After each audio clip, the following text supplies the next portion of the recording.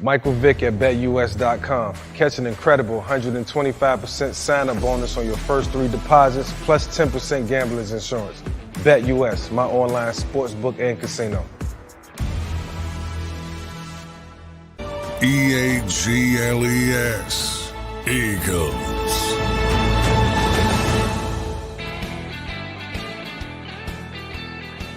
Welcome in, everybody, to a Monday edition of Birds 365. Back for another full week of content. Today's show brought to you by BetUS. Thanks to BetUS for being here. Johnny Mac, good Monday morning to you, sir. How you doing on this Monday? Doing well. Yeah, a little bit of a shift in the schedule from the Eagles. They originally were going to practice today and have a walkthrough tomorrow. Just flipped it. So walkthrough today, practice tomorrow. 3 consecutive practices. Tuesday, Wednesday, Thursday in advance of the final preseason game. And then we're finally get preseason football behind us. And we can look forward to September 6th. Johnny Mac, right around the corner. Good stuff there. I want to welcome everybody in this morning to our start of our fresh week of shows. A little programming update, as John just pointed out. Eagles shifted the schedule, so we will have a few days here in the middle of the week where we will be doing a nightcap edition of Birds 365. So for those listening after the show today, so for those listening on the podcast, look for the show later in the day, probably 6 to 8 p.m. on Tuesday, Wednesday, and Thursday. Right, Johnny Mac? Yeah, final 3 practices of training camp, the training camp portion of the summer, which is the best portion because that's the practices we can see the whole thing. Can't video it, but we can watch it. We can see the whole thing. So good stuff there. So we'll do that later in the week. And then obviously, as John also pointed out, the last preseason game coming up this week. So almost through that period of the summer. It's been a good one. Offenses look good. Defense, the last couple of days, Johnny Mac has kind of, made their mark a little bit, which is good to see. Finally, John, let's get into a little bit of the depth chart. I know we're a week and a day. So next Tuesday, we'll get that initial 53-man roster. But where are we on our position groups? We'll start with the right guard battle. One of the most prominent ones. Mekhi Becton suffered an injury yesterday. Don't know how serious that is, but where are we just updating the depth chart battle as a whole on the right guard position? Yeah, banged up. It looks like Eagles are going to dodge a bullet with Mekhi. Jeff McClain reported yesterday it wasn't serious, probably got in contact with his agent. I'm hearing the same thing today.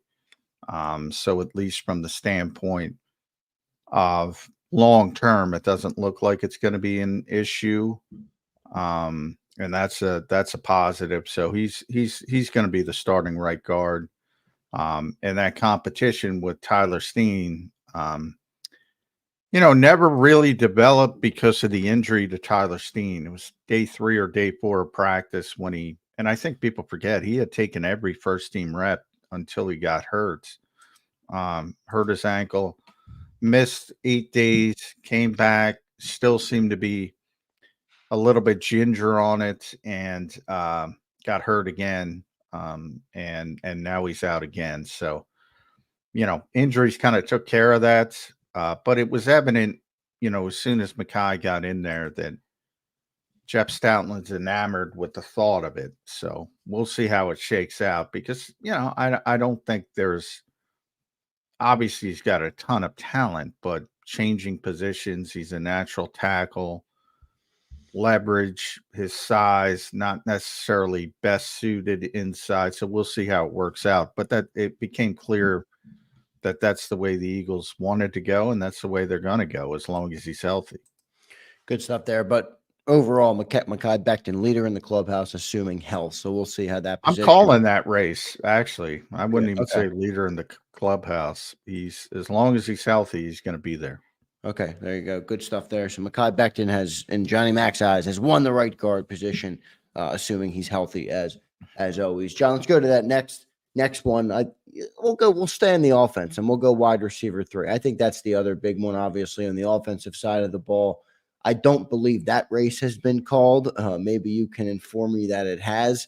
Where are you on that position? Where's the depth chart? Where are the leaders in the clubhouse for wide receiver 3?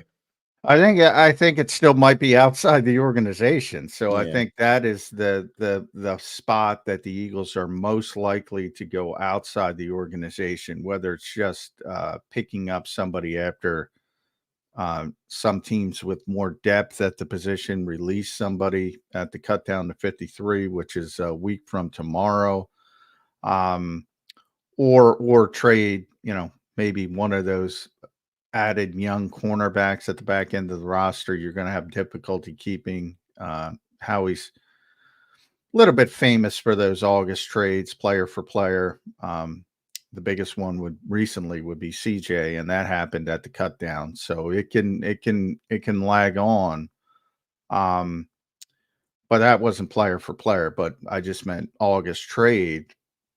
But the standpoint of potentially looking outside, and I've always thought it's more about the backup to AJ and Devontae outside than the wide receiver 3 position. So I think a lot of people don't understand that part of it. I think they're fine piecemealing it. The wide receiver 3 position. If you need a slot guy, you can use Britton Covey. If you need a red zone guy, you can use Johnny Wilson, who's currently out with a concussion.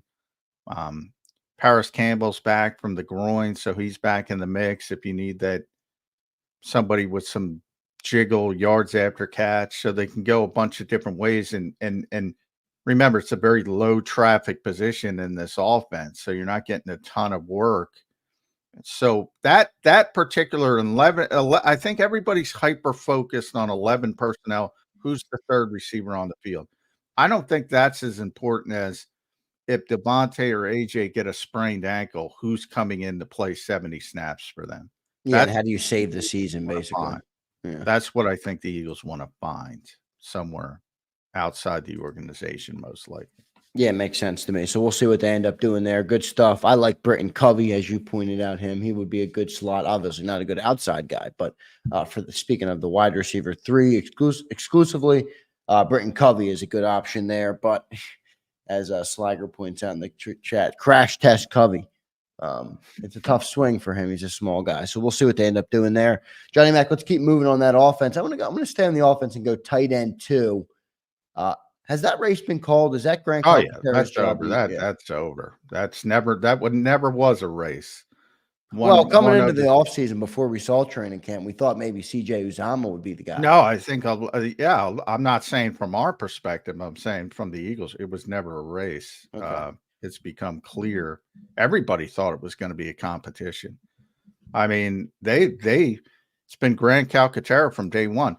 It's very similar to last year at safety. We all saw the rotating. We also, well, who's going to start at safety? And Reed Blankenship showed up day one, never left the field, took every first team rep, and everybody else next to him rotated. A little bit different, not a starter with Grant Calcaterra, but we thought we were going to see this competition, not only with CJ Uzama, Albert Aguegmanon, and it's been Grant's from day one, and he's going to be the tight end 2. And I've called that race as well. The AP's called that race. He's the tight end 2. He's back. He had a little bit of a shoulder. He's back.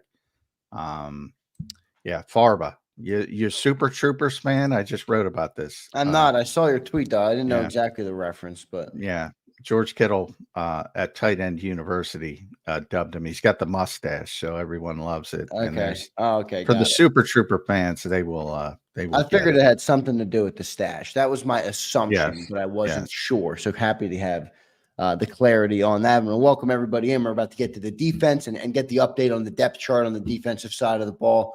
Appreciate all of our viewers this morning. Don't forget to hit that like button, guys. I want to get to at least 100, 150 likes during the live show. If we could do that, the viewership has been great. The people have been great. So thanks, Crowley, Mike, Eduardo, Daz, Quan, Bob Brown's in here, Demarius Smith, Mike Fittery, Daz, our resident Nakobe Dean supporter. Love it, Daz. Appreciate you being here, brother. Slager, Cali, baby, rest of the press. Anybody I missed, Twiz the Jigga. I didn't mean to miss you, but I appreciate you being here. So hit that like button. We appreciate it. John, let's go to the defensive side of the ball. I think the first real position battle there obviously comes at the linebacker. I think the defensive front is pretty shored up. You could maybe argue backup DT, but let's start with the linebacker position. How do you think that depth chart is sitting right now? That's the one with probably the most amount of fluctuation. Where are you in the linebacker? Where is the team on the linebacker position right now? Yeah, I know where I am. I wish I knew where the team was. I can't imagine that they're not where I am. You know, Vic said earlier in the summer it will become obvious. Well, it has become obvious, except that the Eagles won't pull the trigger. Nakobe Dean should be a starting linebacker, and honestly, he should be the Mike linebacker. Now they haven't made that shift in practice yet. Why? I don't know why. My new speculation is I mentioned there's 3 more training camp practices. Those are the final 3 practices where reporters can watch the whole thing. This team is super excited about competitive advantage and super, I mean, to the point of CIA level subterfuge. My assumption is when we're kicked out after Thursday and we're not allowed to see team drills, I think that's when they make the shift. That's what I'm guessing. If he's not on the field, I mean, you can't call this a meritocracy. I mean, you know, and always the NFL claims to be a meritocracy. In a lot of instances, it isn't. But I don't see why it wouldn't be, especially in this instance. It's not like they have significant capital in any of the other people. Well, it's funny from the standpoint of, you know, last year the Eagles defaulted Nakobe Dean. He was their whole foundational plan at linebacker. Right. And obviously it didn't work out because of the injuries. And he wasn't, to be fair, he wasn't playing great even when he was out there early in the season. He never practiced like this when he was the foundational plan at the position. And now he looks like we all thought he was going to look coming out of Georgia when everybody thought they got the biggest steal in the history of mankind as a first rounder falling to the 3rd round because of some injury concerns and some durability concerns and some size concerns as well. He's playing like that guy, and now he's not the starter.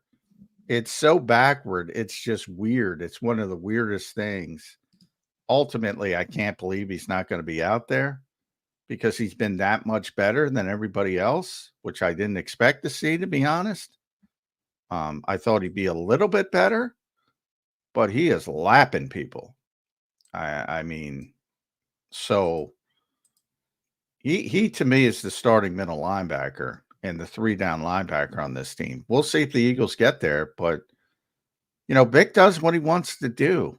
And Devin White hasn't got off the field, John. I mean, if Devin White's played the mic and you think Nakobe Dean would be best at middle linebacker, would they move Devin White over? Would Nakobe replace Devin? Like, how would that? I mean, I think out? ultimately it comes down to both of them being on the field at the same time.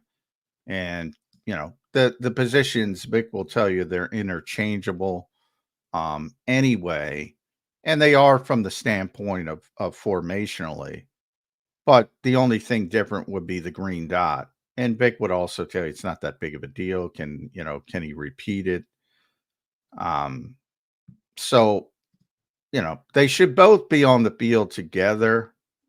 I would have Nakobe as the mic simply because in my head, he's going to be on the field every down. And by the way, even as this rotational thing, recently he's been the dime linebacker, so he's been the only linebacker on the field. Recently, he's been in the red zone with Zach Bond. It hasn't been Devin White in the red zone. So to me, it's trending towards him being the true 3-down linebacker. And if that's the case, why wouldn't you want the green dot on him? Then you don't have to shift. You know, if your original green dot comes off, you might have to give it to Reed. You might have to give it to Nakobe. You might have to switch. You know, if the guy's going to be on the field, why not just keep it with him? But yeah, it's, you know, Vic's an interesting guy. You know, I said I'm starting my 3 favorite Vic Fangio-isms from each press conference. I put up my top 3 I this saw your morning. top 3 on Twitter. They were great. Yeah. Yeah, the downstairs people to What was number describe. 1 again? I saw number 1. I think Number 1 was a good practice. He was on the patch joint practice. A good practice with a good amount of reps, which is rare for us. Which, by the way, I should clarify because this is X and everybody can look at it Yeah. at JF McMullen Twitter, and people. He was talking about the rep amounts, not that the Eagles have good practices. He was talking about the reps with a good amount of reps, which is rare for us, which is hilarious. Yeah, and that third one, as Yale points out, 7-on-7 isn't football. Well, which is, it isn't, by the way. I know. And you, John, you've said that from the jump. Yeah. You've said that from the jump. Yeah. Yeah. So good stuff there from the linebackers. We'll see how that shakes out. I like Trotter Jr. Dean, I'm taking John's word that Dean has looked a lot better. He did look better in those 2 preseason games. So we'll see what they end up doing there. John, let's go to that back end of the roster, or the back end of the defense there, to the cornerback room. I don't know how this is going to shake out. You think it's going to be Quinyon. I know. I don't want to put words in your mouth. Where do you think the team is on the cornerback position, and who might be your starters come September 6th? Yeah, I know. Number 1 on those Vic Fangio-isms from Sunday was the downstairs people, as I said, which was a description of those sort of putting together Cooper DeJean's pitch count currently on his way back, which is currently 12, right? It was 12. Yeah, 12. So he's allowed to be in there for 12 team reps. So a lot of it is how quickly you can ramp him up. You still got a lot of time. I mean, it's why I thought people were jumping off buildings because he was out at the start with the hamstring. It's August 19th. You got plenty of time to ramp him up. Part of it is he's got the assumption that any rookie is going to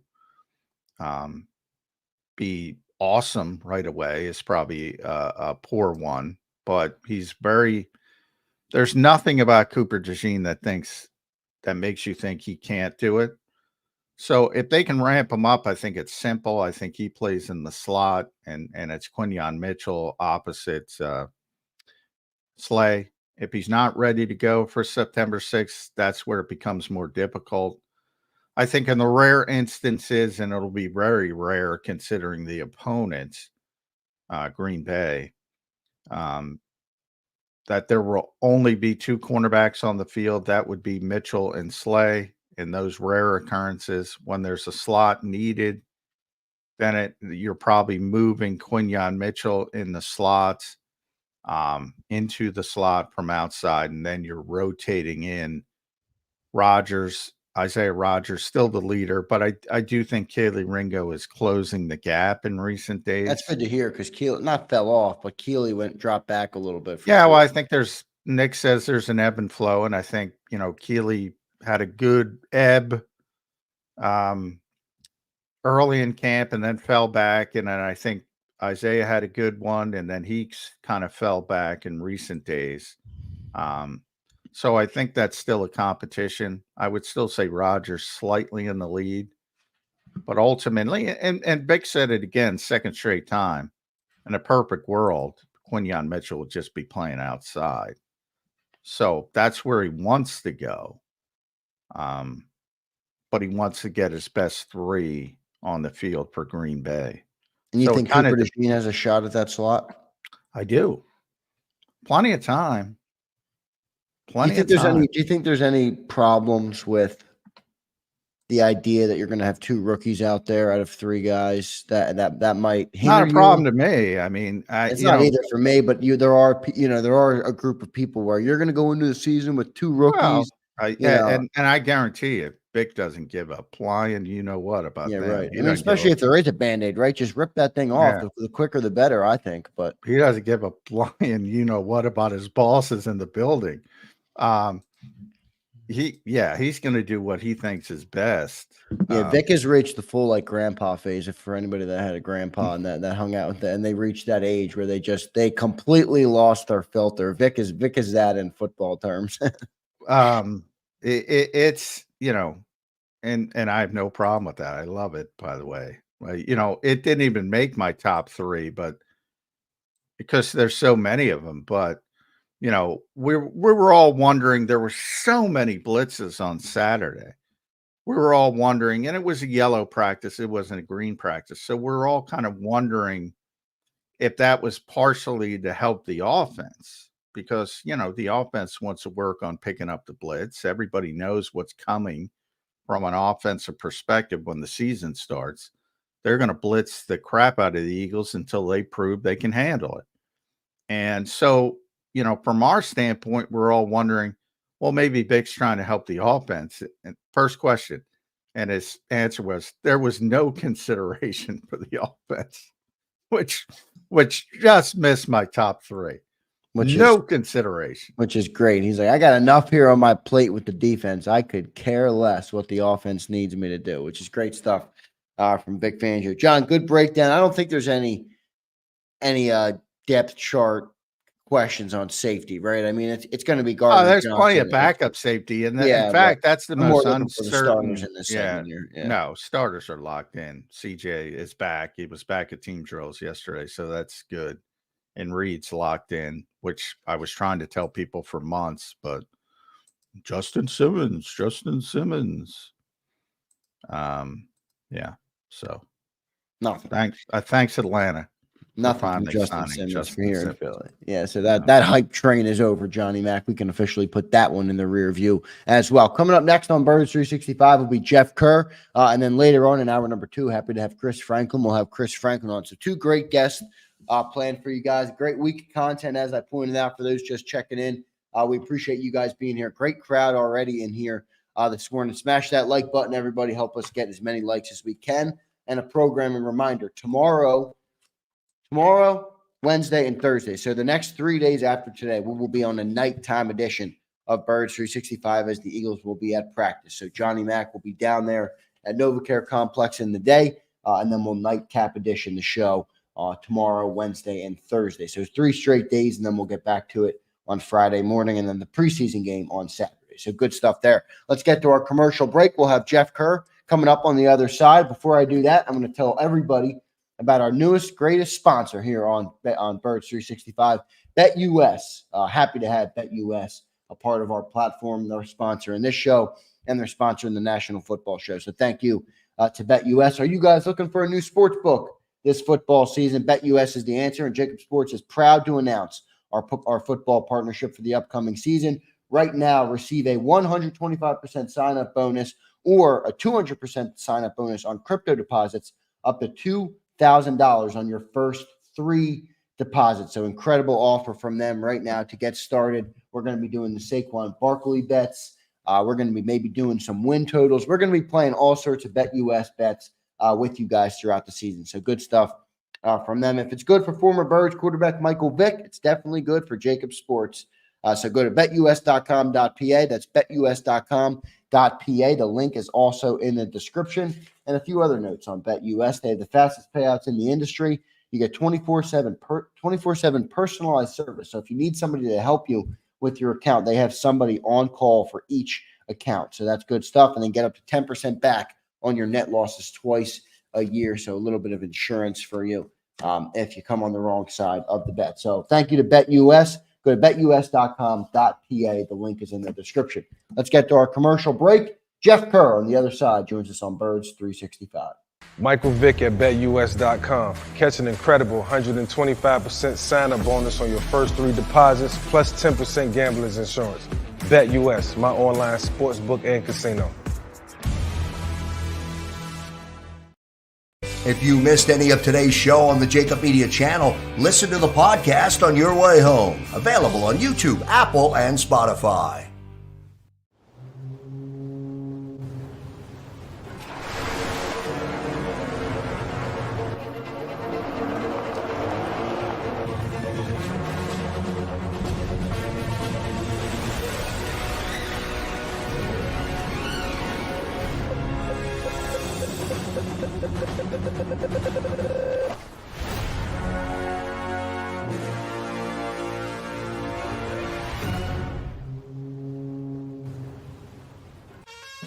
Is the best vacation one that you find or one you get lost in?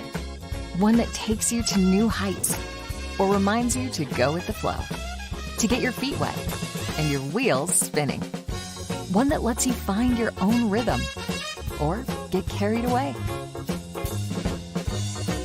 Find the best of yourself. Get lost in the woods. Plan your stay in the Wildwoods today. Win and save this baseball season from Colony Pools and Power Washing, a local company serving Delaware, Delco, and Chester County since 1970. Are you tired of looking at your green house? Is your roof, siding, deck stained green from algae and mold? Let the experts pressure wash your home and take the pressure off of you. Win with Colony Pools and Power Washing. Call them now at 302-762-2250. That's 302-762-2250. Go passionately. Go fearlessly. Go confidently. Go Birds!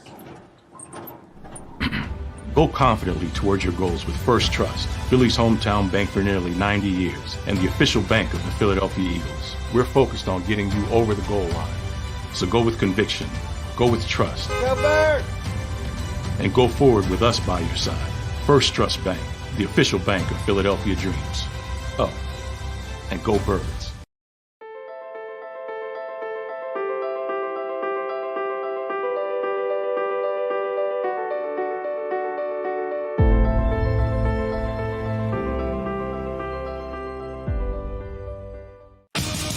The greatest fans on earth. It's a bold statement, but would you expect anything less from Philadelphia? 58 years of heartache creates a toughness, a grit, a resolve not found in most. Sure, our prayers were answered, but now that we've had a taste, we're looking for more. Pondley Hockey, official partner of the Philadelphia Eagles.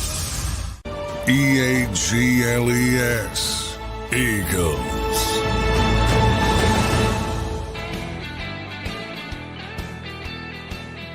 Welcome back in, everybody, to Birds 365, a Monday edition of Birds 365, moving right along here in the offseason final preseason game this week. Joined now by Jeff Kerr from CBS Sports. Jeff, I was looking forward to seeing the new studio setup that you teased last week. We don't have it. Welcome to the show, Jeff. Good to have you back on, my friend.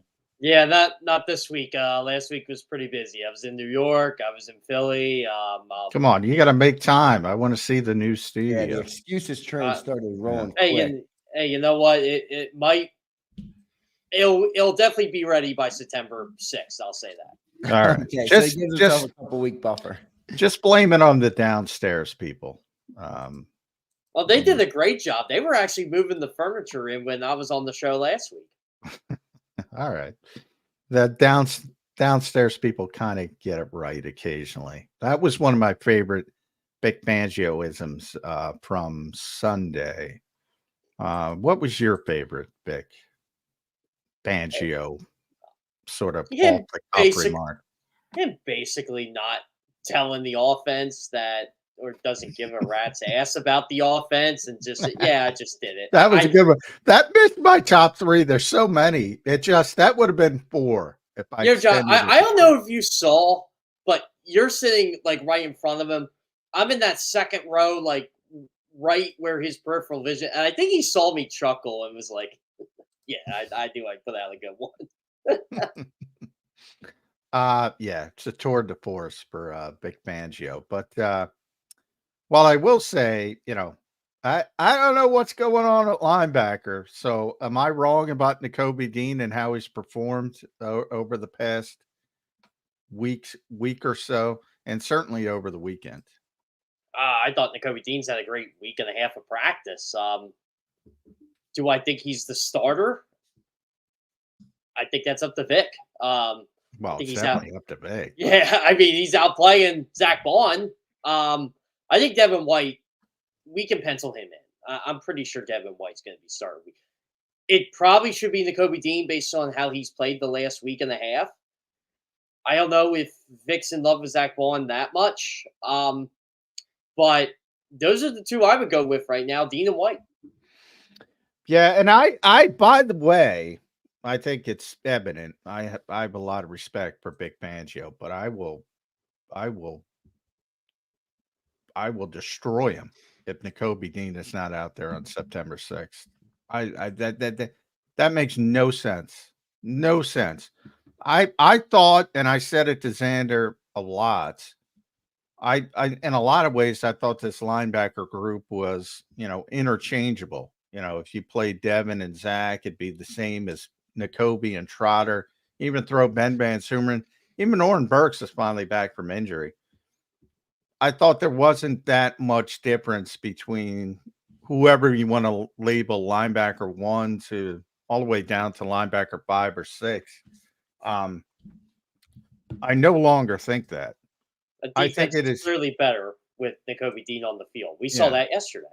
I think it is clear and definitive. And that's what Vic said a couple weeks ago. It'll become obvious. Well, it has become obvious at that particular position. And look, Zach Berman said it was his best practice ever yesterday. So it's not only me. And I, by the way, I thought he was better on Saturday than he was on Sunday, which was Zach's description of his best practice ever. It has become obvious. So I don't care about your love or your default love for certain players. It's supposed to be a meritocracy, right? The best player will play. Nakobe Dean's the best player. Zach Bond, really, to me, hasn't done anything in 2 weeks. Not like he's been bad, but Nakobe Dean's just jumped him. You have to play Nakobe Dean. He has to start. I don't care about his coverage limitations. I don't care about any of that right now. If you preach about stopping the run, there's your guy. That's the guy you need to stop the run. Stop trying to make Bryce Huff stopping the run the thing. Stop trying to, try to mix and match. That's your guy. Honestly, John, that should be your mic. Yeah, what about Devin White, Jeff Kerr? What have you seen from Devin White? We talk a lot about Nakobe, and I'm with you guys. I haven't seen him play, obviously, up close and personal, but if he looks that much better, he should be out there. He's also the one that they've invested the 3rd-round draft pick in, so I think he will. But what about Devin White? He was the guy that, the pedigree player, the signing of the off. Everybody's like, he has a chance to turn this linebacking core around. What have you seen from Devin White so far through training camp and preseason? He was the signing of the offseason, Zander. That's a bad offseason. Well, he was. You forgot about Saquon. Yeah. By the way, what was Saquon? I'll get into that. He was the linebacker signing, though, Jeff. He was, remember, we don't get many linebackers, Jeff. So when we get one, we take what we can get. I told you, organizational malpractice is what they did at linebacker. That was it. But look, Devin's been fine. Hasn't been good. Hasn't been bad. But he's better than what they have. And they like his athleticism. They like how they can put him in blitz packages. Look, he's great at that. I think he's great at running downhill. Can he tackle? Can he just not be Devin White in Tampa Bay outside of 3 games? If he isn't that, then that's a fine signing. But there's a reason why he's not getting paid a lot of money to play football this year. Yeah, I mean, I've been talking about that for a long time, and I think, it's kind of amazing to me how much pedigree shifts people's visions, and sometimes clouds their vision, because, he has been an all-pro, and that's what a lot of fans default to, and he has had 9 sacks. But if you look at his film, and even that season, it wasn't good overall. And it hasn't been good for his entire career in Tampa Bay.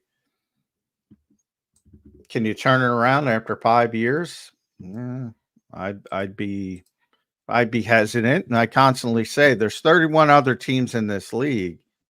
A lot of them are dumb, but a lot of them aren't dumb. And nobody was beaten down the door. And that tells you a lot from that perspective. You brought up Saquon. Saquon's your guy. Jeff's Penn State guy. We all know that. What the heck was he doing with the I mean, he didn't bring it up himself, but as somebody kind of asked, do you model your game after somebody? And he went down this wormhole, sort of like me on this show. And he starts talking about Emmett Smith and Barry Sanders and Walter Payton, some of the all-time greats and who he watches. He even mentioned recently Todd Gurley, Ezekiel Elliott in this offense with Kellen Moore, obviously LaDainian Tomlinson, Marshall Faulk is the type of players that he wants to be. And then he went into what's your definition of greatness, and he said he wants to be the best of all time. Why is he going down this route, bringing up names like that? That to me, he's a very smart guy, very savvy guy. Look, you ain't getting at that level. We're talking about Devin being year 5. I mean, Saquon, what is this? Year 6, 7? This will be year 7 for Saquon. 7? I mean, that dog is hunting. I mean, why are you bringing that up and putting those expectations on yourself? I don't get it. Quite honestly, like I don't understand. Well, first off, when he said Emmitt Smith wasn't, and look, again, that he's right. It's up to opinion, but I'm like, dude, you kind of discredited Emmitt Smith there. Oh, he's got the most rushing. It did kind of disrespect Emmett, but I get what he's saying. Emmett's the all-time rushing leader. Great player, great, well-rounded player, tremendous pass protector, old school 3-down back, great receiver. People don't realize outlet receiver more. And Barry's just the best pure runner to running backs, But Barry wasn't great at the other stuff. He wasn't a pass protector. He was okay as a receiver.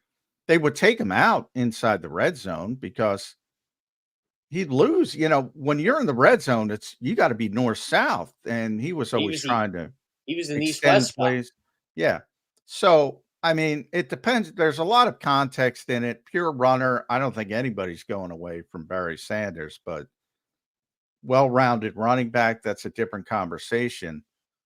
Walter Payton, again, any of these names, you're not going to be wrong. It's just you got to put the proper context. I just don't know why he's throwing these names out there, because the comps are coming. And yeah, who would you compare Saquon Barkley to today? I don't know. Like, he's nowhere near that level. It's Christian McCaffrey, which is bad enough.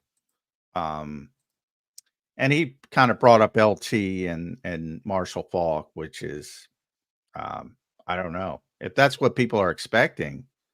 And I wouldn't play into those expectations, because we saw last year about how expectations can crush a team, because I think that's what happened to the Eagles last year. I mean, they were 10-1, Jeff. I don't want to re-legislate. And they didn't think they were good enough. I've never seen anything like it, John. Like, for example, when they beat the Giants on Christmas, they win a game for the first time in 3 weeks, and they looked miserable. How are you miserable after winning a football game? Most miserable 10-1 team. That was the tagline in history. So, yeah, I would temper the expectations. Now, sometimes when you get out there and you're talking extemporaneously, you just go down routes you didn't want to go down. But I thought it was interesting. And God bless him. He admitted that he didn't reach expectations with the Giants, and he still wants to be one of the best of all time. I respect that. But, I'd keep it to myself. He's going to have to run like 2,000 yards for like 4 consecutive years to like even get into that conversation. Yeah. Well, that would get him in the conversation. Oh, that would probably be the best. That would be like Marshall Faulk, 1998 to 2001. Yeah, that would definitely get him in the conversation. All right, but we'll bring it back to what's going on right now. Boy, when Lane Johnson doesn't play, you really recognize how good Lane Johnson is. Yeah. He wasn't at practice yesterday, and I mean, it's amazing. The Eagles with Lane Johnson, the Eagles without Lane Johnson.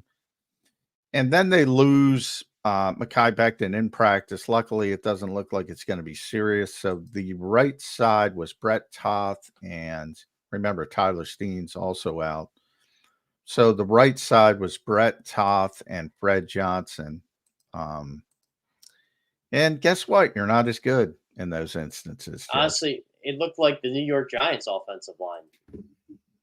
That's how bad it was. Oh, and by the way, why is Landon Dickerson practicing? That's what I said. You and I talked about this yesterday, John. I would tell Landon Dickerson, see you September 6th. Yeah. I wouldn't even bother. Like, he was just, you could tell he's favorably limping. Ed Kratz and I were watching the one-on-ones yesterday, and he held off Milton Williams. He just came up limping. And we're like, dude, you don't need to practice right now. You just don't have to. Every time apparently someone steps on that, I guess that lacerated toe is still a thing, right? Yeah, he got stepped on again, I guess, Saturday, and he was complaining about that. But the knee's been an issue. He hurt that in like day 3, and he's just playing through it. It's going to be a long year if he keeps doing it. He's like the toughest guy in the world, but if you're the Eagles, it's like, what are you doing? I mean, this is your opportunity to give Trevor Keegan some first-team reps. Yeah. Just let him do it. I mean, I'm with you. But he's definitely not going to play in the preseason game. But I'm talking about practice. Just shut him down. Yeah, you got, 2 weeks? More than 2 weeks now? Just let him rest. Let him heal up. Yeah, that one's a surprise to me. It really is. And I think the Eagles, part of it is he probably is fighting back, and he tells everybody he can play and there's no structural damage, and he is a tough guy, and you say, all right, go out and practice. But sometimes you got to protect a guy from himself, I think. That's the Jason Kelsey syndrome. Jason Kelsey played through so much crap, and especially in practice. I remember, what was it, John? What was the injury he had? The elbow injury a couple of years ago? Like he didn't want to get the surgery or something right away? Yeah. I'm like, just get it done. No, well, then he would have missed time. So I remember exactly, that was the Las Vegas game when they got blitzed out in Vegas. And he got hurt on the play before halftime, and we all thought, all right, he's done. He's out for a significant period. And first play of the third quarter, he's out there. Yeah, played the rest of the year. Playing with one arm. And he figured it out, put a brace on there. Played the rest of the season, became an all-pro again. So there is something, look, when the regular season goes, you love that from a player. And Landon will play through stuff same way. But in practice, like I don't need that. I'm like, thank you, but I don't need that. Yeah, we know how tough you are. You're getting paid $21 million a year. Just calm down a bit. Yeah. That's how I would. And he was fired up over a couple things yesterday. So, oh yeah. Should we? What did you make of that? Because I'll put it this way to the fans: there were 2 high-profile players. You can guess one of them. 2 very high-profile players on the Eagles' offense that were complaining about red zone play calling. Let's be honest. And it wasn't bad play call. It wasn't great. What do you make of that? Just frustration? Yeah, that to me on August, what was yesterday? August 18th. That to me, like, you just don't do that out of the blue, is how I kind of took it. I feel like they were not having a good day of practice. And a lot of those, just watching the defense just pummel them, I think there were guys just getting frustrated. Like they're like that play that landed. Yeah, I guess I'll say it. It was Landon. It wasn't a good play, and Landon wasn't pleased about it. But yeah, well, the other one you'd be very surprised by. Yeah, I'm not going to. I'm not. But I think that's just the heat of battle. I think that's just players getting frustrated. I mean, Jalen Carter was in the backfield pretty much every single play in red zone yesterday, and Well, that's tough duty for poor Brett Toth going against Jalen Carter. Yeah, and then you got Jalen on that specific play. He looked clueless. Like, okay, am I going to throw my first training camp interception here? He forced it. I thought it was going to get picked, but yeah, that was definitely an interesting revelation after, and then just watching Landon in the aftermath of everything. I don't need to go into further detail. Yeah, very difficult. Backup quarterback. Boy, Eagles fans who want Tanner McKee. I got some news for you. Be very, very grateful you were not at practice Sunday. You know, it's interesting. I'm doing a story for SI about the difference between first team reps, second team reps, third team reps. And I was talking to an executive, and he told me, and I thought this was brilliant, so I want to give him credit. You got to evaluate the rep before you evaluate the player. And what he's saying is, you know, was it a valuable rep? Because so many things can go wrong with second, third team reps. The most obvious, like, you're not going to, other than the guy who makes the mistake, you're not going to pay much attention to a false start or a guy lining up wrong, other than obviously the guy who makes a mistake. That's a wasted rep. The best example of this, and Brett Toth just talked about it, last year, Brett was the backup center to start behind Jason Kelsey, and he had a real difficult time with shotgun snaps. And so many of them went awry that the Eagles had to bring in Josh Andrews just to get some reps for the second team. Poor Marcus Mariota gets criticized, and everybody was saying how terrible he was. I always joke, he was playing shortstop before he was playing quarterback, because he would have to get the snap, and then all the timing is destroyed with that second team rep. So I bring this back to Tanner McKee because, you know, people saw the game, and in the game, he performed well, and Kenny Pickett did not perform well, obviously. Same game, different reps. Kenny was against the first team with second team talent. Tanner was against the third team talent with third team talent. You know, John, I'm gonna add on to this. There was only one. I don't even want to call it a hot take, but when people were flipping out how bad Kenny Pickett was on social media, it was Pittsburgh Steelers writers who were watching that game who I actually thought made a good take. See, this is the Kenny Pickett we know. And I said, that's fair, because you've had him for 2 years. You've seen him against first-team defenses. But then, like, the whole Tanner McKee's going to be out Kenny Pickett, they decided to roll with that crap, you know. Yeah. Well, he got an opportunity yesterday in what was essentially a scrimmage. And he got 2 opportunities with the second team, one in the red zone, one sort of full field. The full field thing was awful. I mean, 3 of the worst plays. That was Clayton Thorson level bad, John. Yeah. And the red zone resulted in 95-yard pick six by Perry Nickerson. He telegraphed that pass too. Yeah. So evaluate the reps before you can evaluate the player. And if it's a good rep, if it's a clean rep, then you can evaluate the player.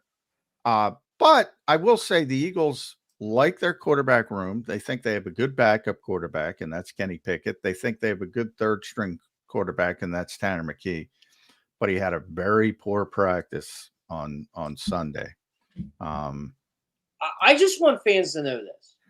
If you think Kenny Pickett's bad, watch Easton Stick on the Los Angeles Chargers. Watch a lot of these quarterbacks in these preseason games instead of just watching one football team and claiming you know everything about the league. Yeah. And then you'll see, yeah, maybe our guy's not that terrible. Yeah. There's not 32 guys that are starters, to be honest, in the world. There are not 32. One's on 25. He is not an NFL starter. He sucks. I'm sorry. I watched. I mean, I was watching a little bit of San Francisco last night, and Josh Dobbs is one of the best backup quarterbacks in the league, and he stinks. Yeah, when he's you're forced so to right, play. John. Yeah. And as a backup, though, he can do some things for you. He can, and he did it last year, and you saw it. He won games for Arizona, he won games for Minnesota. But then, the more he plays, the more he gets exposed. But he's top 5 in my estimation, backup quarterback. That's what they're afraid of in Pittsburgh right now. I think they want to give Justin Fields that starting job because of that offensive line, but they also know the more this guy plays, he's going to get exposed, and then you're just going to go back to Russ. And I don't know. But Russell Wilson, well, Russell's going to the Hall of Fame, so obviously he's not the player he once was. We all know he's a descending player, but he's still worlds better than Justin Fields. Justin Fields can't play. And part of that is just he was ruined by the Chicago Bears. And the confidence is shot. And, you measure, you talk about 2.3 seconds and Doug Musmeyer and Kellen Moore and how they want the quarterback to get the football out of his hands. And you don't measure Justin Fields processing with a stopwatch. You measure it with a sundial. I've never seen a slower processor in my entire life. He did this weekend. He did it this weekend too. It's same dog, new tricks. Yeah, I don't know. I haven't talked to people in Pittsburgh because why would I at this stage? But if they're even considering Justin Fields over Russell Wilson, I would be stunned. Be stunned. If they are, it's because Broderick Jones is not a good right tackle. They're figuring that out. Nate Herbig's out for the year. Troy Fontenot's hurt. They just want somebody who can get out of the pocket. And right with Russ, that's just not his game anymore. Jeff, I'm happy we opened up about some other teams. Where do you think the Eagles are coming into this year in the NFC East? You think they're by far that number one? You think Dallas is close by? Washington, I think, had a pretty good offseason in the non-Daniel Snyder era now. Where are we in this NFC East? Are we closer to NFC least or NFC beast? I don't think it's the NFC least. I still think the Cowboys are going to be a good football team. I don't think they're as good as the Eagles, though, because I think there's so much internal stuff going on between the Mike McCarthy pressure of keeping his job, the Dak Prescott contract uncertainty. CeeDee Lamb isn't back yet. Michael Parsons wants a deal. Look, it's still a talented team, but is Jerry really going to afford a slow start because he doesn't want to pay these guys? That's an intriguing part of this team. I mean, look, the Cowboys are still going to blow out bad teams and give you this paper tiger thing, as they always do. Those are fighting words. I like it. Paper tiger. I mean, you know what, John? No, they're a good team. They're a good team, and they are going to beat up on bad teams. Washington's going to be, I think, the surprise this year. I really like Jaden Daniels. I like what they're doing. Now, I will say this. The Eagles should be able to throw for 350 yards against the Washington Commanders both times this year because their cornerback situation is bad. Their secondary is not good. It's just Dan Quinn's doing a lot of right things there, but you can't fix everything in one offseason. No. I like Washington long term, but not this year. It's still the haves and have-nots. I mean, the Giants are terrible. The Commanders are going the right way, but they're terrible. Yeah, they were 4-13 last year. I mean, if they win 7 games, I think that's a good year. Yeah, and the Eagles and Cowboys are good, but I think it's fair to say the Eagles are probably better on paper to start the season, and part of it is what Jeff said: the creation that Jerry Jones unfolds by the way he acts, and he tends to pay his players in the end, but he creates all this unnecessary angst. And while I think culture is overblown and people make way too much out of it, I also think it's real to a certain extent. And if guys are unhappy, guys are unhappy. I agree. And it seems like they're now at that point. It's like the the linebacker position in Philly. We've taken it too far. I think Jerry's taken it too far in Dallas. You're going into the season with your 3 best players unsigned. And meanwhile, everybody else in the league is getting bags of money. Every other player that's done good for their franchise is getting bags of money. I just wonder, I mean, look, I know Dallas has a good roster, but I do wonder how much that's going to weigh on them in the year. And is Dak Prescott going to be the best Dak? Is CeeDee Lamb going to be the best CeeDee? Is Micah Parsons? I don't know. We'll see, but I do think it's going to be a factor this year. And you know what? I'm sure the Cowboys are not like they're hoping for it, but Dak Prescott wants his bag because, as you guys both know, if he gets another foot injury or an ankle injury, forget it. It's gone. Yeah, I know. It's true. And I don't want to see that happen to a guy like that. I John don't. just pointed it out. There's not many NFL starters, real starters in the league. I think Dak Prescott is one of those guys. So Dak's a very good quarterback. Dak's a very good quarterback. I want to see. Look, he's a top 10 quarterback. I want to see him get that $60 million a year, whether it's from the Cowboys or somebody else.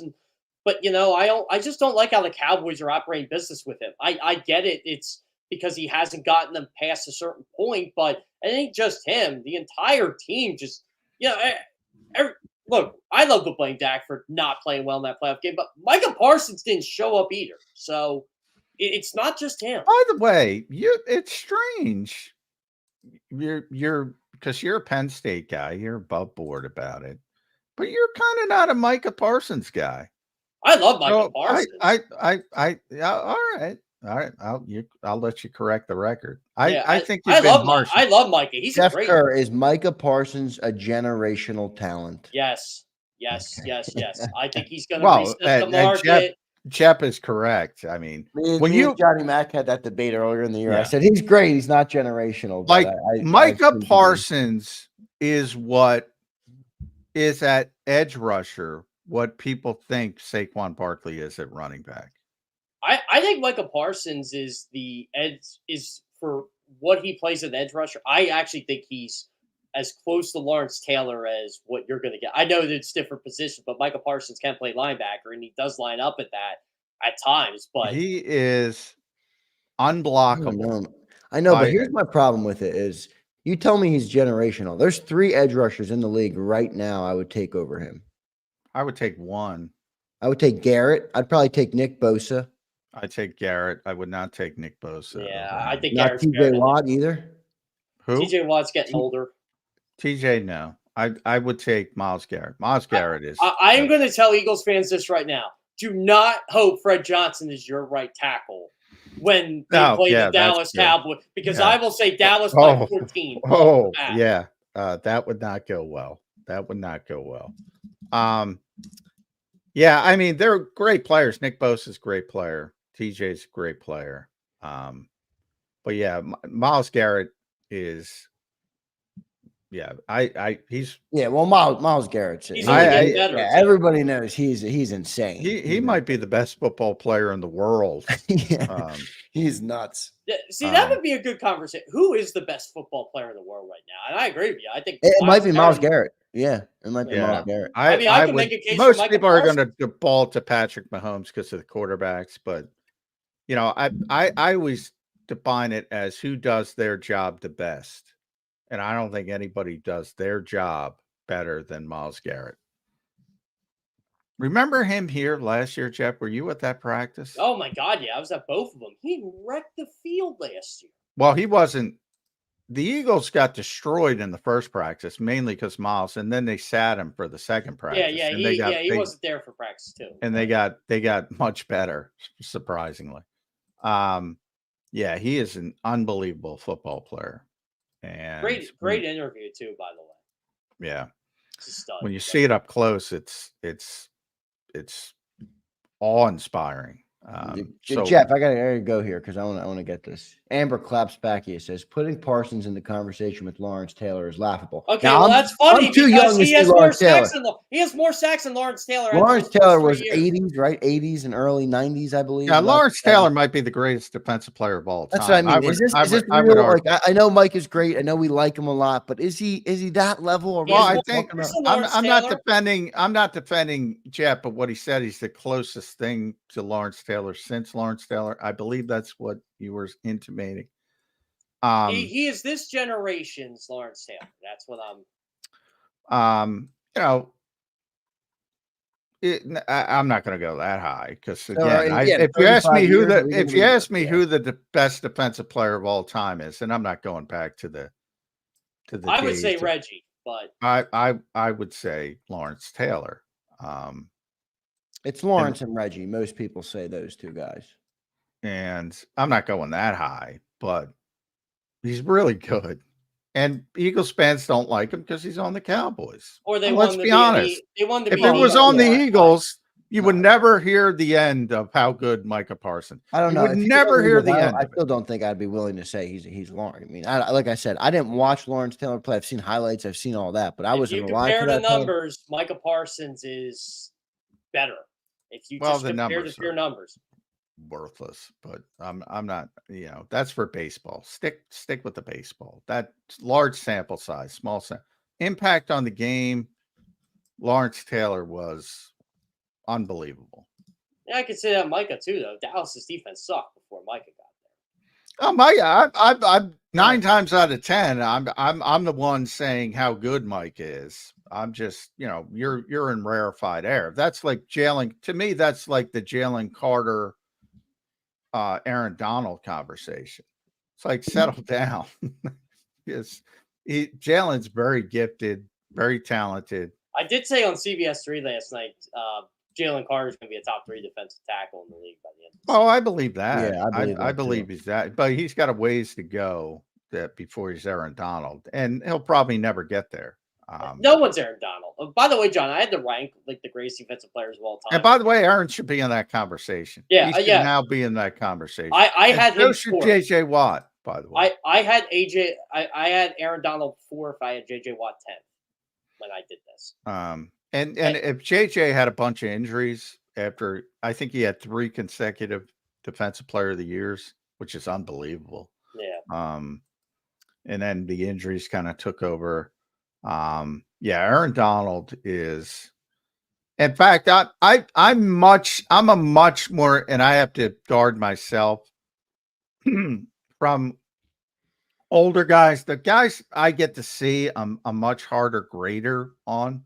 So current guys, I'm much harder than on guys like Lawrence Taylor and Reggie White.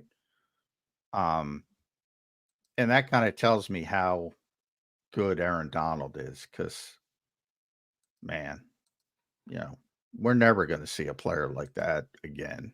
That type of player, 280 pounds, dominating. When Aaron Donald was first like dominating, I'm like, oh man, this is this generation's John Randall. And then I watched like 2 games of him, like, you know what? No, he's better than John Randall. Oh yeah, I covered John Randall, and I said that early on. I said John Randall was great, not even close to Aaron Donald. Not even close. It's amazing. The whole Jason Kelce never gave up a sack to him or he never had a sack against the Eagles. I forget what. The funny things, Spike the Football, same thing with Micah Parsons. Micah, the Eagles have generally done a great job against Micah Parsons.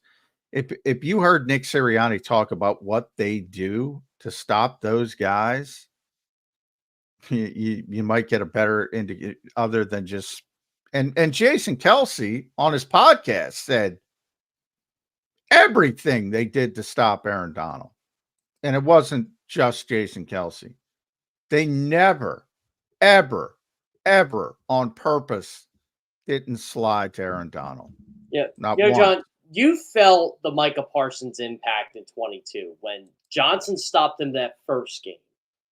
And Micah had all the excuses in the world, just couldn't give Johnson his flowers. The second game, though, the Eagles did the same thing. The problem was Gardner Minshew was the quarterback and not Jalen Hurts. So Micah got to him. Yeah. Well, Nick has said on the record, when it involves Micah, if you can't block him, read him. In other words, use it to your advantage. But the whole point of that, and he's gone much further with things I can't talk about off the record, but focus in on if you can't block him. The Eagles acknowledge they cannot block him. So you need help. And very rarely does Lane Johnson need help with anything. That's true. It's a good point. So good stuff there. Jeff Kerr, appreciate you being on the show, man. We'll talk to you again, I'm sure, in a week. Good segment, as always. Good insight, as always. You always bring a good element to the show that we love and appreciate. So thanks for being here on this Monday, Jeff. We'll talk to you next week. All right, brother? Yeah, sounds good. Thanks, guys. Thanks, bud. This is Jeff Kerr joining us on Birds 365. Great stuff from Jeff Kerr. We're going to get to our commercial break. Coming up next, everybody, is a Nakobe Dean segment. It's going to be a short one. We have Chris Franklin coming up at 9:20, but I got to get the update. I know we've already gotten it. We know he's looked better, but I want to get into it. I think Nakobe Dean deserves his own segment that we'll post out on the channel. All we've been talking about is Nakobe. But he's getting his own segment, John. He's getting a segment that I'm going to post out and give everybody the update that they need on Nakobe Dean. So good stuff there. We'll get to our commercial break and do that all next. You're on Birds 365. Michael Vick at BetUS.com. Catch an incredible 125% sign-up bonus on your first 3 deposits, plus 10% gambler's insurance.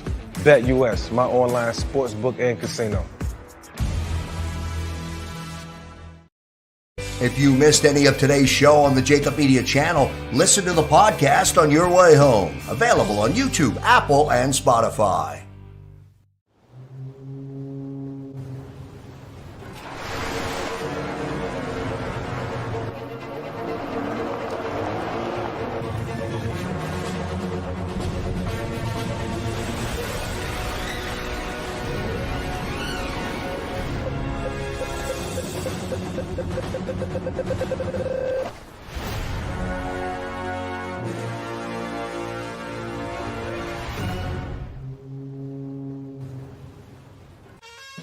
Is the best vacation one that you find, or one you get lost in? One that takes you to new heights, or reminds you to go with the flow? To get your feet wet and your wheels spinning? One that lets you find your own rhythm, or get carried away? Find the best of yourself. Get lost in the woods. Plan your stay in the Wildwoods today. Win and save this baseball season from Colony Pools and Power Washing, a local company serving Delaware, Delco, and Chester County since 1970. Are you tired of looking at your green house? Is your roof, siding, deck stained green from algae and mold? Let the experts pressure wash your home and take the pressure off of you. Win with Colony Pools and Power Washing. Call them now at 302-762-2250. That's 302-762-2250. Go passionately. Go fearlessly. Go confidently. Go Birds! Go confidently towards your goals with First Trust, Philly's hometown bank for nearly 90 years, and the official bank of the Philadelphia Eagles. We're focused on getting you over the goal line. So go with conviction. Go with trust. Go Birds! And go forward with us by your side. First Trust Bank, the official bank of Philadelphia dreams. Oh, and go Birds.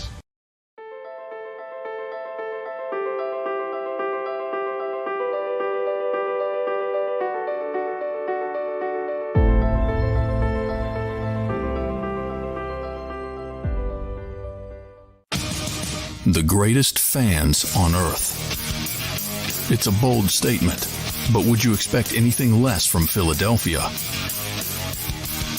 58 years of heartache creates a toughness, a grit, a resolve not found in most. Sure, our prayers were answered, but now that we've had a taste, we're looking for more. Pondley Hockey, official partner of the Philadelphia Eagles. EAGLES, Eagles.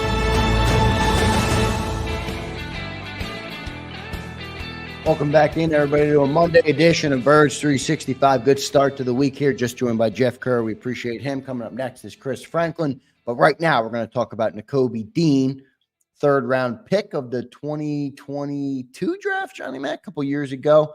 I believe it was the 22 draft. I'd have to double-check that. I will do that for you in a second. But, John, he's emerging. The last 7 days for Nakobe have been his best 7 days as an Eagle. You just heard Jeff Kerr. I think Jeff Kerr said it. That's his best practice ever. What have you seen No, so that far? was I don't think Zach Berman said that. You know, it's funny Right. You said that for to me people yesterday. for people that don't believe me. I mean, I was just checking my Twitter feed in the break. Jimmy Kempsky's description: Nakobe Dean and the defense dominates. Brandon Lee Gouton, our buddy, on the show, same type of when I talked about Big saying it becomes obvious, it's obvious to everyone who was watching this. He has been unbelievable for the last over the weekend. It was taken to another level. But really for the past 7 to 10 days, I would say he has created distance between himself and a linebacker room that I thought was basically interchangeable. And I've said it from the start. I wasn't concerned about the Eagles having backup linebackers. I think they got a bunch of good backup linebackers. I'm not sure if they have starters. Well, now I'm sure they have one starter, and that's Nakobe Dean. How's he look compared to like Devin White? You know, he's the only other guy really on the roster with real pedigree, I would say. Yeah. I know Devin White's had an up and down career and he hasn't quite lived up to the expectation, but he's the one other guy there that, does have the pedigree. Like Zach Bond's never played linebacker, off-ball linebacker. Well, yes, he has. He has played off ball. But he played mainly he didn't play that much, but he played a little bit more. He was not the starting off-ball linebacker though on a team. But he's taken off-ball linebacker side. And obviously Trotter is a rookie and Van Sumer's a second-year player. But no, I mean, Devin's in that category. I said everybody's the same. Everybody's pretty much the same. And you're not going to see that much difference other than Devin's more athletically gifted than everybody else. And if he guesses right, maybe it splashes a little bit more in people's minds. But then again, he's not going to have the consistency of the instinctive player like Jeremiah Trotter Jr. So it's kind of a give and take. Zach Bond's physical. So they might have different traits, but the end game is the same. They're not bad, but you question whether they're going to be good linebackers as starters over a full season. Like the New York Jets have good linebackers. And they're going to be good at the position. San Francisco is good linebackers. And they're going to be good. Coming into this season, I didn't know if the Eagles were going to have any starting level linebackers. And Nakobe Dean looks like, and again, it's just practice. We have to see it in games. He's got to prove it.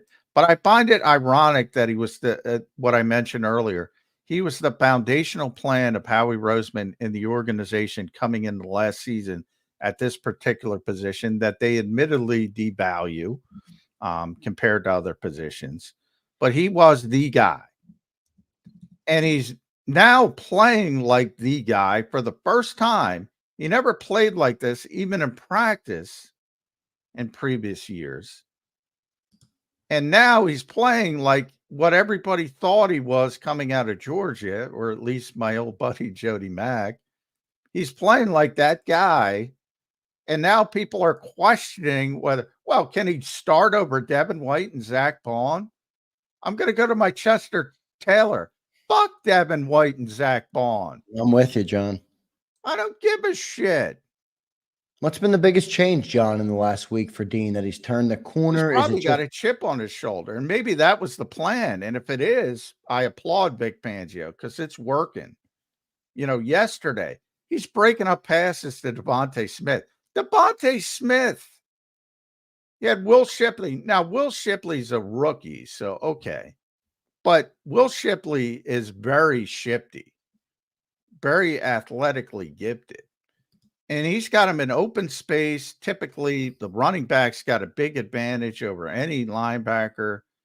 And he's taking him down in space. He's got a tackle for loss or no gain at the bare minimum on Saquon. So tackle for loss. Blitzing, he's been phenomenal. Sack of Jalen Hurts. You had one of the knocks on Nakobe has always been his size, and he's been the most physical Eagles defender. He's lighting people up. I don't know if that's sustainable at his size. Yeah, right. But at least he's showing he has it. I mean, but he's been the most physical. There's nothing not to like about what he's putting on film. And my hope is that Vic is, lighting that fire under him, and it's working. And because I got somebody on X, Twitter, saying, though I hope Dean starts, Fangio is a Hall of Fame defensive coordinator, so I'll trust his decision. If he doesn't start, don't trust his decision. Vic's not perfect. Vic's a human being. And Les Bone, when we had him on the show, was talking about Jim Johnson, who is, everybody's reverential to in this town and should be. But he was talking about the story of when he wanted to start. Who was it? It wasn't Mark Semino. Who was it? It was Mark Semino. Mark Semino. Mark Semino over Jeremiah Trotter Sr. Guess what? He was wrong. And if Nakobe Dean is not out there September 6th as the 3-down linebacker at the Philadelphia Eagles, Vic Fangio was wrong. And I'll say it on the record, and I'll keep saying it until he's out there. Now, it's always a fluid situation. If Nakobe all of a sudden starts playing poorly, I'll tell you. But if you don't believe me, look at Zach, look at Jimmy, look at PLG. It's a consensus. And it's a consensus because it's obvious. Some people still not excited for Nakobe, John, but we do have a super chat about Nakobe Dean that I want to go to. Trucker Beans. What's up, Trucker? Thanks for being here, brother. Appreciate the super chat, and I like that picture of you in the Eagles shirt. That's a fly picture. I like it, man. He says, John, can Dean as an undersized linebacker then into a London Fletcher or D'Amico Ryans, or is that a stretch? Yeah, I mean, London Fletcher's a good comp, actually. I like that comp. He's a very good player, undersized. Yeah, I mean, that to me would be the hope to turn into that kind of player. And part of it is durability. Look, he got hurt twice last year. And 2 different foot injuries, Lisfranc surgery. That's a very difficult injury to come back, long rehab. And he started slowly because he wasn't completely healthy. Now he's 100%, started gaining confidence, feeling himself. Yeah, I mean, that's what the Eagles wanted. That's what they envisioned. And now there's at least some hope that he's turning into it. But boy, I think, people lean on that pedigree with Devin White to a ludicrous degree. I don't know. I mean, if it were a race, Devin's going to win. If it were a superstars competition for old people like me, Devin's going to win. If it's the decathlon in the Olympics, Devin's probably going to win. If it's football, Nakobe's going to win because he's more instinctive. And that, to me, is where linebacking starts. I agree. The best linebackers are instinctive, and he's instinctive. John, what about something like this where we have people who aren't a fan of Nakobe Dean? Josh Brooks, appreciate you being here, Josh. Pushes back. He doesn't like Nakobe Dean. He says there's nothing not to like. How about man coverage? How about block shedding? I don't know how much those things matter. Well, that Nakobe's not great in coverage. I'm not trying to say he's getting better, Yeah, but nobody is on the team is the point. Yeah, nobody on this team is good in coverage at linebacker. B, as I ask everybody, Josh, and you can repeat, who are your favorite coverage linebackers in the NFL? Because there's about 5 of them who do it well.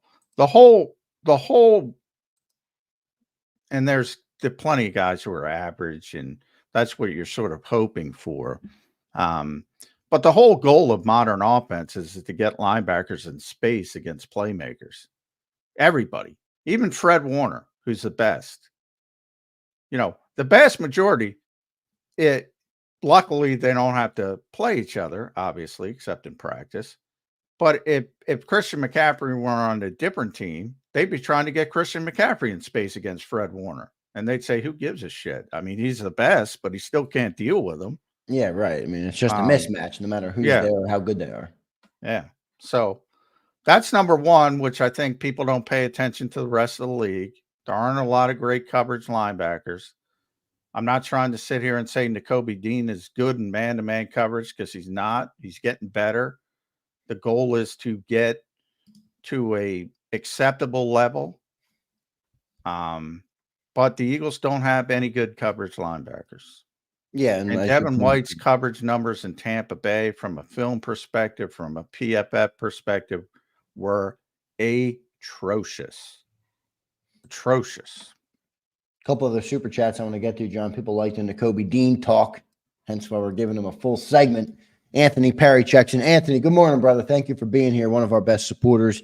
I see you in the chat all the time, Anthony. Thanks for being in here.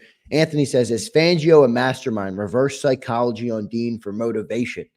What do you think I of hope that, I said that. I said if that's what he was doing, it has worked to perfection. And I hope that's what he's doing. Yeah, I hope. I mean, look, it is working. He's looked better than the last 7 days than he has so far in his tenure with the Eagles. Is that fair to say? Well, by leaps and bounds. Yeah, so leaps and bounds. That's great progress for Nakobe Dean. And then one more super chat before we get to our man, Chris Franklin. Chris, I see you in the green room, man. Appreciate your patience. We're going to get some birds. Are we going to get some birds? Chris has given us a love, so we're going to get some birds. Good stuff. Chris Franklin coming up soon. M. Martine checks in, John. $5. Thank you, M. Martine. He says, hopefully Dean stays healthy and is consistent with his recent upturn. Is Dean almost certain to have the green dot over white in Brazil? John, what do you think? That is not certain, and I would give it to him. But again, there's been no indication that Vic is deterring off Devin White as the green dots. Nakobe does it when it's not Devin, but that's generally with the second team. I don't know. Nakobe's been playing more in dime packages now. He's been playing more. I mentioned this earlier in the show. He was in the red zone. He's in the red zone package more. So in theory, to me, he would be on the field more if it trends that way, if they're both starters. And I would just give the green dot. In this defense, the actual Mike and Will are interchangeable from a responsibility standpoint. So I would keep it on the guy who's playing more. And earlier, that looked like it was going to be Devin White. I'm not sure it should be. In fact, I'm actually very sure it shouldn't be. But I don't know where Vic is with that.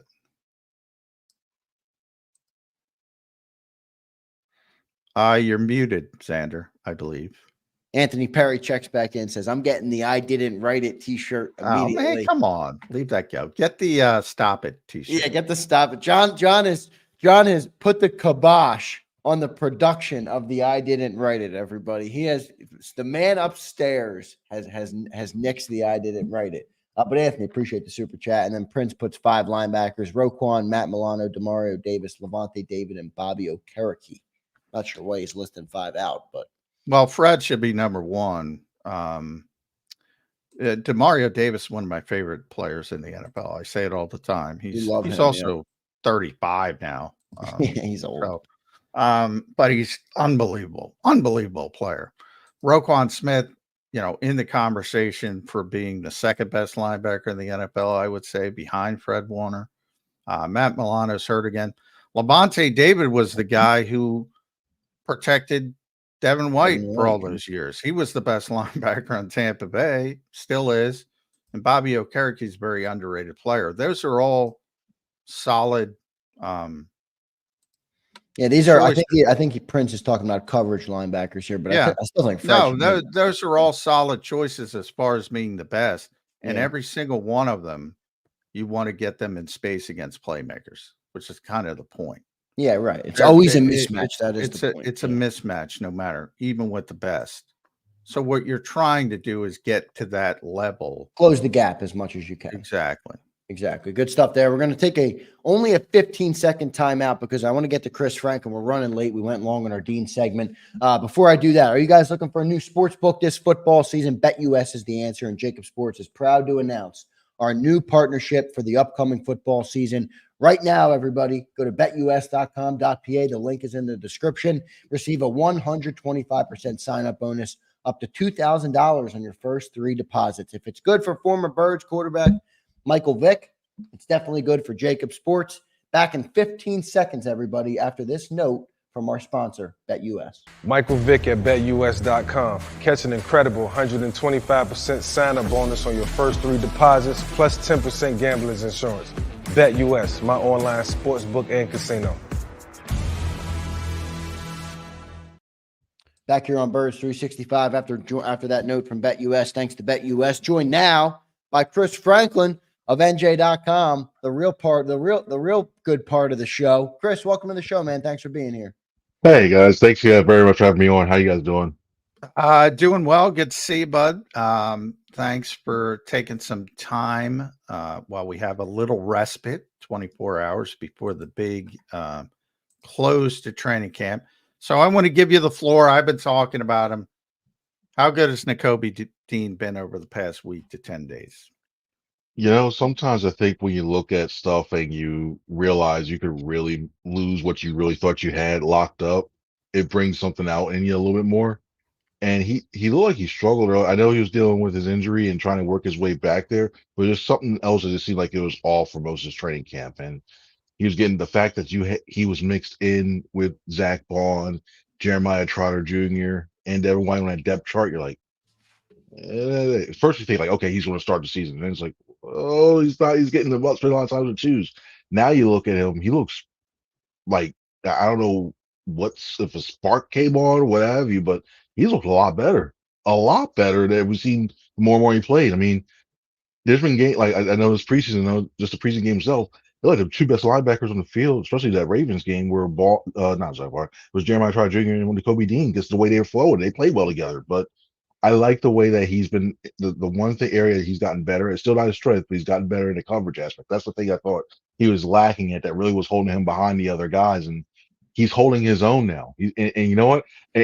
We all know the rules about how they're not supposed to tackle to the ground. They do that thug. Yeah, and he said just beating people up out there. He's doing like he's trying to send a message like, I know I'm not trying to hit you, but I want you to know that I'm here around. Like he's going to run up there, a little chest shot. Oh, sorry, I didn't mean to do it. Wink, and then he goes back up again. But I've liked what I've seen out of him lately. Yeah. What's been the biggest adjustment though, Christopher? Everybody says he looks great. Is it just confidence? Is he fully healthy and he feels it? I mean, what has been the biggest difference from 2 weeks ago, Nakobe Dean, to what he did in the last week that's been so great? I don't know. It's tough to tell. I don't know if it's more of he's feeling like he knows his system a little bit better, and in terms of what's expected, what does he have to do, what does he have to look at? Because that's one thing you see a lot when you get these new schemes, they're thinking, they're looking things through, they're trying to go, okay, someone's like, okay, like you program it A, then B, then C, and you see that in their minds, they're going a little slower, especially in pass coverage. And now it looks like he's a lot better, like a lot more fluid, a lot more confident in doing that. So, and part of it just is, I don't know if it was a confidence thing in terms of just looking at, say, had to fight for his job and he wasn't doing well first. But I think it's a little bit both. Come to think of it that way, but whatever is working for him lately, he needs to keep it up, because if that's the case, and this is the Kobe that we've all expected to see for a while, and he stays healthy, which is the biggest caveat of all, I think he'll be fine with that. Yeah, I think it was a couple weeks ago, and Vic wasn't even talking about the linebackers. I think he was talking about the cornerbacks at the time. He said, it will become obvious who deserves to be out there. I think it's become obvious at linebacker. Maybe you need a little bit more longevity, certainly from a regular season perspective, but I mean, throughout the rest of the summer. If Nakobe Dean continues to play like he has over the past week for the rest of the summer, he's got to be a starting linebacker on this team. Yeah, I think that's what the team wants as well, too. When you look at everything else, the last thing they want to do is say, "Hey, our third round pick, the guy who top 100, like top 100 type of guy, yeah, he's sitting on the sideline, he's playing special teams now." Almost like you didn't want it to become like a Davion Taylor situation where you get him, you're like, "Oh, great, Ooh. look at this here," and then he's just sitting there, and next thing you know, he's in the CFL. So you're looking at that, and it's like, all right, he's worked his way back into it, and I think that they feel more comfortable with that. I still think it's extremely close competition. Like if he keeps playing it, yeah, do that. The fact that Bond is still in there a lot in middle linebacker, it could be just getting him extra snaps in case there's something that happens to Dean, and you have a solid backup plan in terms of that. And then I look at Trot Jr.'s the way he's playing and the way he's really standing out in certain areas, even against some couple times the ones. You can literally make a case for all four guys to see time, and I think. Well, that's where I was, Chris. At one point, I said this linebacker room at one point, really for the first since say August 10th up till August 10th, I said they're interchangeable. You're going to get the same level of play from Devin White and Zach Bond as Nakobe Dean and Jeremiah Trotter. Even throw Ben in there, Ben Sumrin. I think you'll get. It might be a little bit, somebody might have a good day, but I thought they were all pretty much in the same category. And I thought you could mix and match. And that seemed to be the Eagles' thought because they were mixing and matching so much. And I thought you'd end up with the same level of play. Now I think you got a clear number one and then a bunch of guys who are similar. We'll see if he can close it. Again, you got to keep it up. You can't just do it for a week and then go back to what you were. But yeah, I think there's a clear demarcation line between Nakobe Dean and everybody else when he's playing like this. You don't seem to be there yet. I mean, you and Ben same category. Yeah, I just, there's little aspects of there that I see as well too, and then also it comes situational. I really like him in terms of like the run defense, the run stop, and the way he's blitzing. I really like that too. I see Zach Bond, and I look at the way in terms of the rush ability, because to be honest, when you look at these edge rushers, besides I feel confident enough in Josh Sweat to be able to go ahead and against this run. Bryce Huff, I'm still getting there. Like I seen him one-on-ones, like, all right, cool. You see he's getting better going against some of these guys as well, too. So you're going to need to get a pass rush somewhere, because if not, you're going to leave that secondary. As many guys you added back there, you're going to leave them on islands. So Vaughn, I think you can add a rush element to that, and you can use that in certain packages, stuff like that. So yeah, there's still little things I see there. I don't know. You don't want it to be. I can see Vic not wanting to give a tell like, "Oh, Nakobe's Dean on the field, so we know a blitz is coming," or they feel more comfortable with the run stop. So there's little things I still want to see them get a little better at, but it could get better. It could. Well, if I throw my conspiracy theory, here's my conspiracy theory. We only got 3 more practices that we can watch in full. When they end and the reporters are kicked out, we get to watch we get in regular season mode, first 20 minutes, no team drills. Then he's making the shift. At linebacker to where he's got to be on September 6th. You like that conspiracy theory, or should I just put on the tinfoil hat? No, I like it because to get the competitive advantage, as we've heard so many years, the last few years, in order to do that, I can see them doing something like that. Like, hey, even though we're not allowed to record the team things like during the practices, like get the guys writing about like, hey, you know what? Look at the personnel package they're using a lot. Like, what like that, and offensively a lot of times too. So yeah, I think there's credence to that. So yeah, it's not tinfoil. We don't have to commit you anywhere. No, you're good. Well, no, that sounds viable. Chris, I want to ask about the rest of the defense. Anthony Perry drops in $5. He says, we can all thank Kenny Gainwell for Dean's turnaround after embarrassing him in that open practice. Dean said, Kenny did no embarrass him. more. Yeah, and Kenny Gainwell, baby. Good stuff, Anthony. And by the way, I said it on our show. If you go back, you can look. It's archived on YouTube. Kenny was awesome. He Allen Iverson and him in the open field. He broke him down. Kenny Gainwell mixtape coming. Yeah. Kenny's had a very good camp. But by the way, what did you make? Kerr let the cat out of the bag, but I'm not going to mention the names. But there were two high profile offensive Eagles players that were very upset in red zone drills yesterday.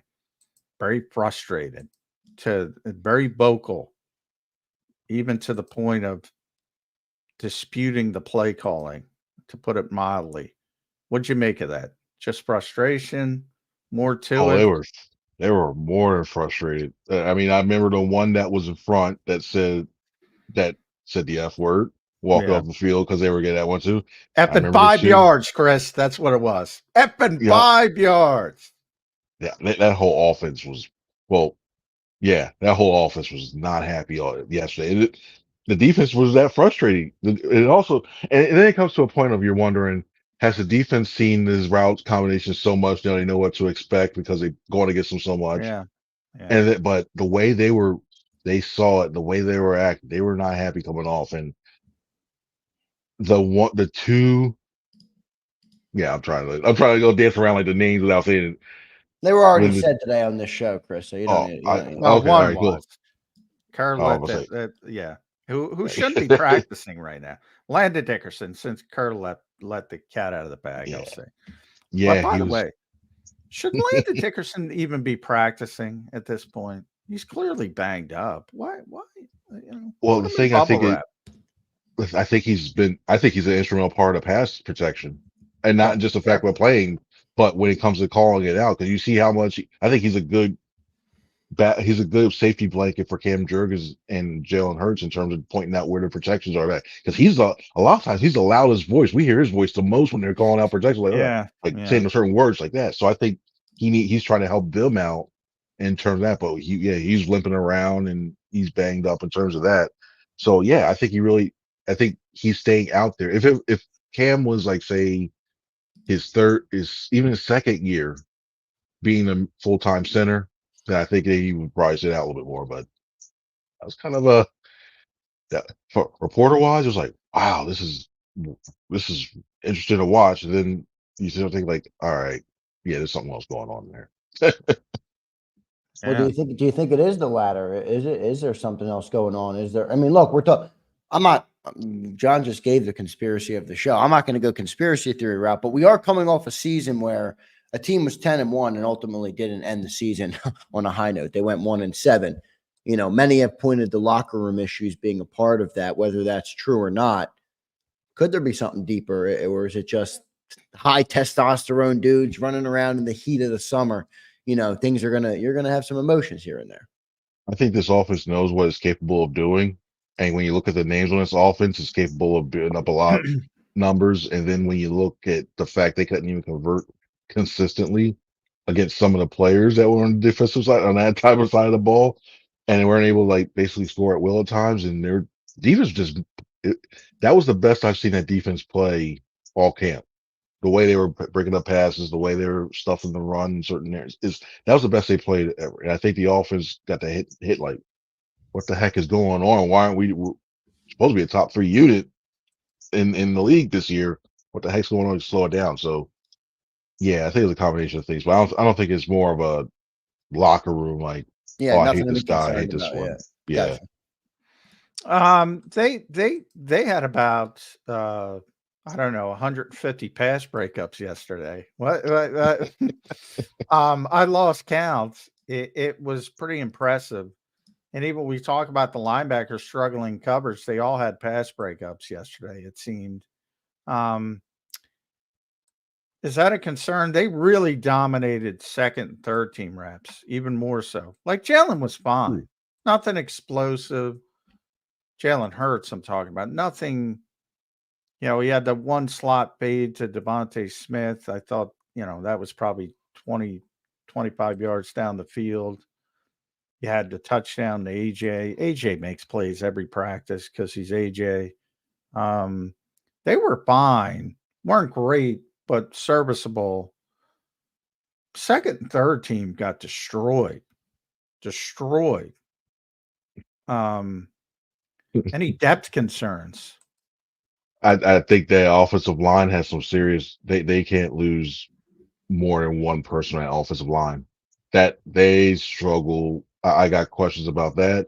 I got questions about the wide receivers beyond four. I think it was like I know also you got Paris Campbell finally came back, but John Ross and Johnny Wilson because of protocol that plays a game. So you're seeing like guys like Jacob Harris and Austin Watkins Jr. like they're on the field a lot more than what you typically see the guys you probably use with. But I'm concerned about.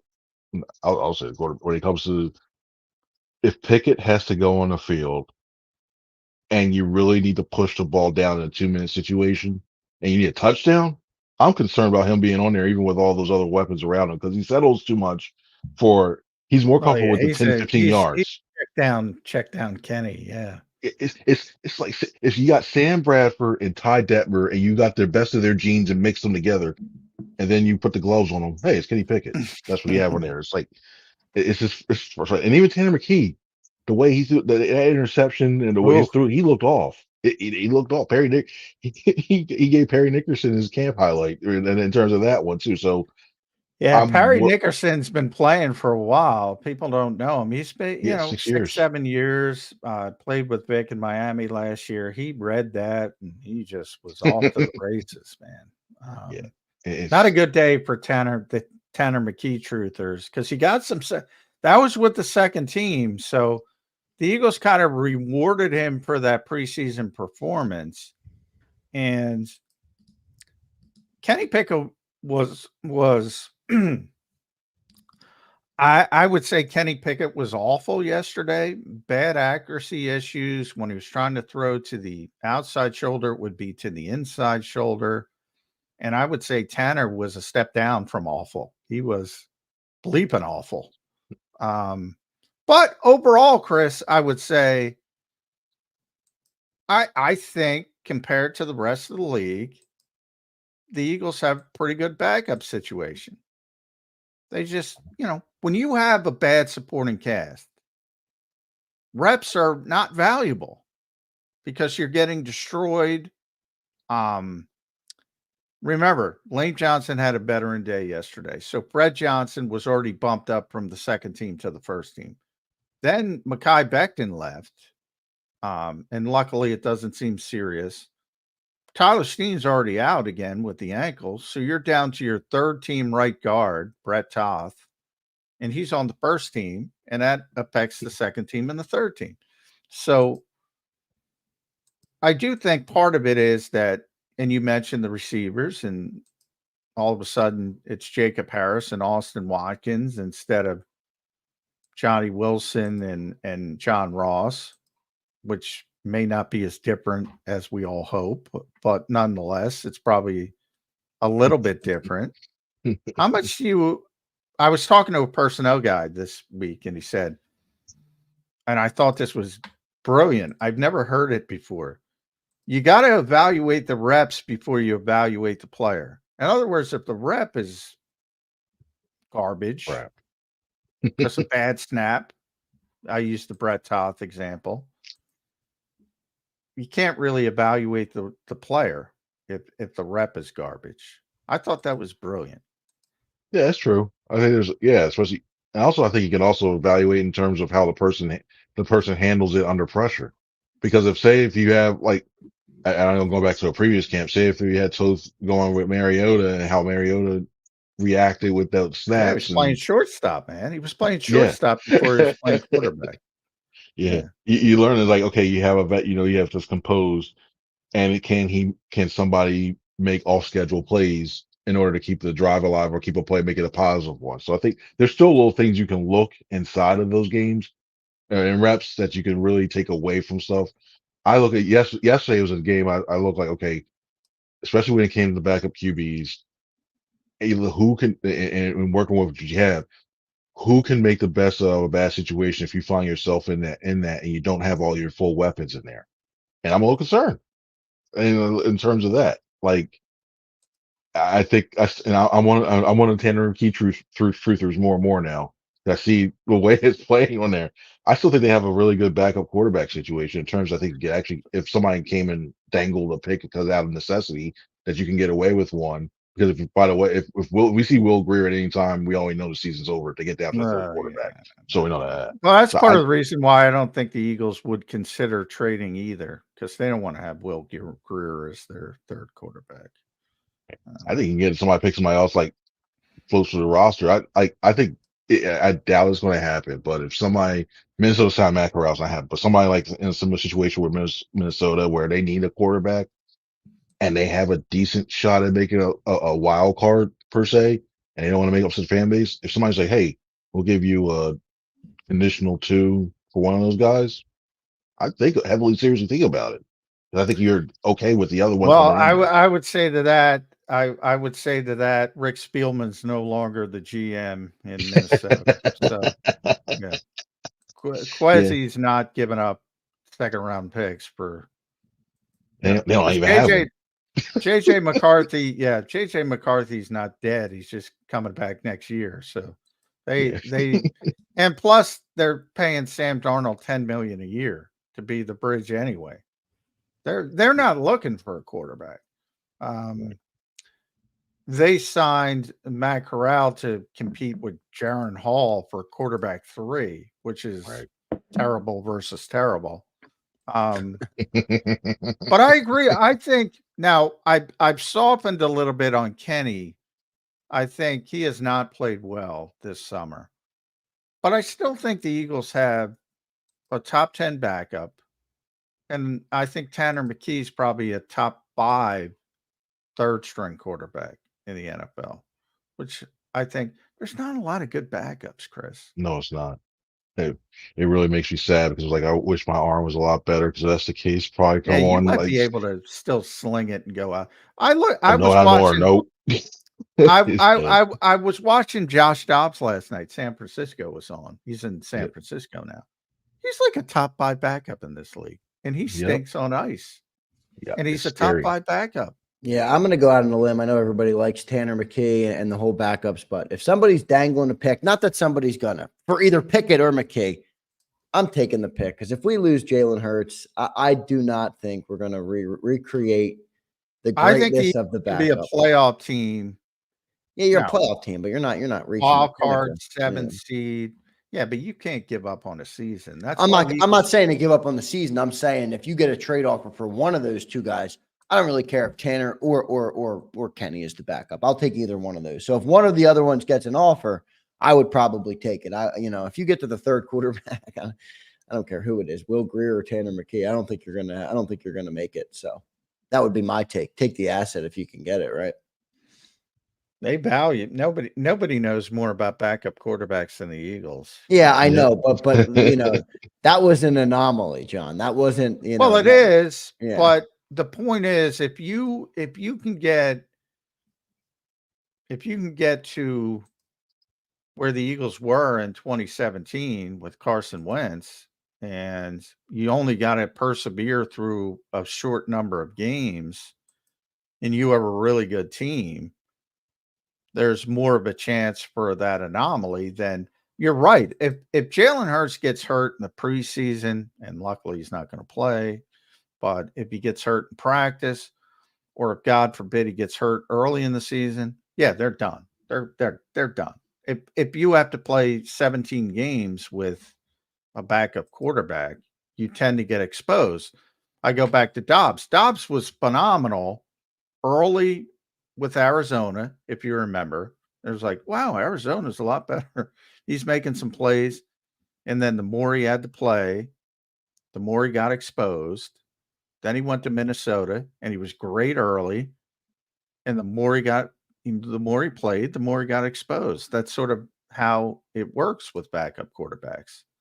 And I think the same thing would happen with Kenny Pickett. But for short term, if you got Kenny Pickett, Chris Franklin playing with A.J. Brown and Devontae Smith and Dallas Goedert and Saquon Barkley in that offensive line, he could win games. He won games in Pittsburgh.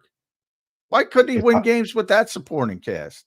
If I only need him for one game, I feel comfortable. If I need him for two, like say if it was like 2022 or even say if it was like 2022 and you need him for 2 games, especially down the stretch, and you're still trying to secure that 1 seed, I'm relying on the run a lot more. And I know those safeties are going to come up a lot more. It's gonna be ugly football on You have to offense. play, yes, you have to play much differently. It's going to be much more difficult. But he won 14 stinking games with the Pittsburgh Steelers, 14-10. Same thing. He wasn't the reason they won games, but they were able to win games. The Eagles have a better supporting cast than they did. So why can't they figure it out? I also look at the Steelers defense at the time, and you're hoping that like if I put the Steelers defense back even last year, or sorry, the year before that, his rookie season, versus what you saw with this defense here, I still give kind of edge. Like I think that defense bailed them out so many times, and that's what led to a lot of those wins because he played it safe. He played it, and that's his game. Play it safe, move the ball down he's like a super. I don't want to say it super game manager, but like a game manager plus something like that in terms of there. So if you need to at least have a chance to win, and if you're a defensive minded team and you had a chance to win, okay, yeah, this is an offensive minded team. Their goal is to get up early and then have you use those try to use the blitz and Fangio's thing to try to basically wear you down and make you methodically move the ball out of the field and have a time run out in there. I don't know if say if you get behind and you really need to get that drive and really move the ball down the field, even if it's for one game. If you move him down the field, can't he make enough plays? Oh, yeah. I mean, if you're losing by 2 touchdowns with Kenny Pickett, you're probably cooked. You're toast. You got to play. John, you got to play burnt toast. Yeah. I'm going to go as far as to say you're cooked. You definitely have to play a different way. At C Franklin News, make sure you follow Chris on X, Twitter. Does a tremendous job at nj.com. Going to be covering some other teams as well. Going to be doing some Jet stuff, some Giant stuff. So we'll get the full encompassing view of the NFL from Chris Franklin this year. Big League Chris Franklin, Johnny Mac. That's my new name for him. Big League Chris Franklin. Hey, real quick on the blitz. What do you make? What do you make on this? Fixed history is fixed history. 22%, 23%, 21%. And all of a sudden, he's turned into Brian Flores. Is that because Brian Flores is coming in this week? See, part of me is like wants to say like, okay, he wants to practice it and he gets it and give the offense a look to try to block it up to help the offense get used to it. But then I look at the way he's using it, and he shot that down yesterday. Yeah. I'm shocked. I'm encouraged. I like it. Like I still remember what he said before. I'll say if there'll be some court games where we'll use it a lot depending on who we see, and I'm not sure, especially week 1, Jordan Love.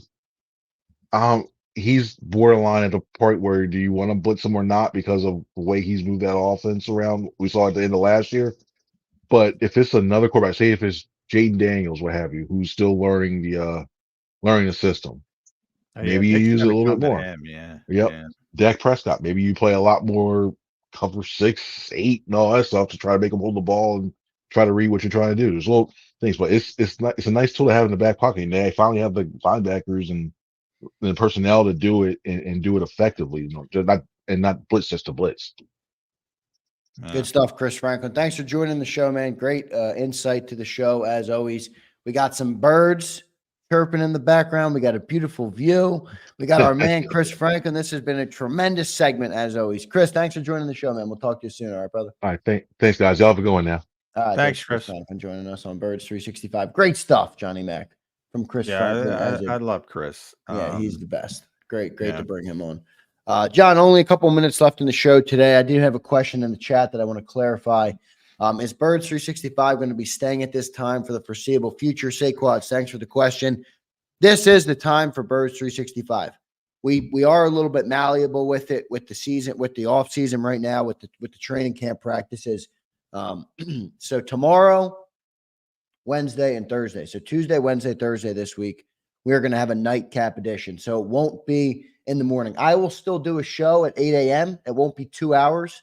We will do a show at 8 a.m. It'll be mostly me. I'll try and get John for 10, 15 minutes from the car like normal. But this is our time for the Birds 365. We are not changing that.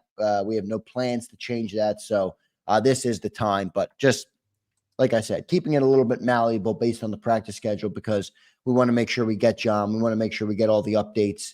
And are giving you guys the best updates we can. But appreciate you being here. Appreciate the question, Say Quads. And it looks like you just became a member. So we appreciate that as well, Say Quads. Thank you, brother, for supporting the channel.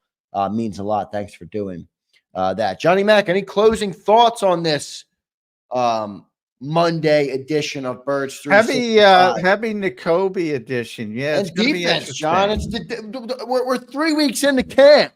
And we're finally talking about the defense, Johnny Mac. I love it. Yeah, and I'm glad I keep bringing it up, because I'm glad Les brought that up when we had Les Bowen on the show. It's like, yeah, don't just default. I mean, I think people who listen to me and watch this show, they recognize I have a lot of respect for Vic Fangio. I like him a lot. He's not perfect, and it's okay to push back when you think something's wrong. And Les brought up Mark Semino versus Jeremiah Trotter Sr. back in the day with Jim Johnson, who everyone reveres. Right. Look, there are mistakes made. Vic will make mistakes. He's not perfect. He's the one who said it will become obvious when you're talking about competition. It's become obvious at linebacker. And I'm not wavering from that position. Good stuff. I can't wait to see how this all shakes out and what this defense looks like, John. I mean, my fear isn't as much on Vic. I like Vic. I don't know if, by the way, did you hear, speaking of Vic, did you hear, who was it? I'm blanking on the name now. Who's the iconic pass rusher? Khalil Mack, Chicago Bear. Now I believe he's still with the Chargers. Or did he leave the Chargers now?